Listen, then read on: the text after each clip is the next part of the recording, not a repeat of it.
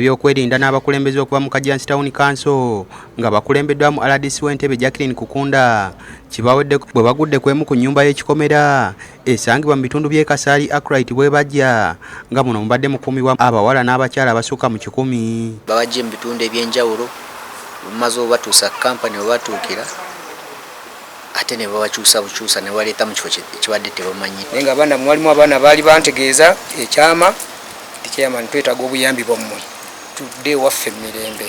Abantu bano okumanyika kyava ku Teopista Nakyanzi omu ku baali mu nnyumba eno okutoloka okuva mu kikomera kino n'agenda ku poliisi y'e Kajjansi okwekubira enduulu. Kuyingirako bwe samanya nti bayingidde kikozi ze bamala ne tumala nti bansasudde najja nabo ne mbalaga ennyumba. Ab'akakiiko k'ekyalo nga bakulembeddwa mu ssentebe Ephraim Kiyimba bakukkulumidde poliisi y'e Kajjansi olw'engeri gy'ekolamu emirimu gyayo. N'abakulembeze bategeera nti abaana bano ddala bateereddwa mu makubo matuufu era nange nagezaako okukubira abakulembeze abatwala ebitundu by'okwerinda. Meya w'e Kajjansi Town Council Bashiri Kayondo n'aliko byalambuludde ku nsonga eno. Bw'oba ogenda kupangisa omuntu ennyumba sooka ogende ku LC omuntu oyo amanyibwe yava. Wano RDC w'Entebbe Kukunda Jacqueline wasinzidde n'ategeeza nga bw'agenda okuvunaana abo bonna abali emabega w'okuyimbula abantu bano. Toleeta abaana b'abantu n'obasuulawo n'obajjawo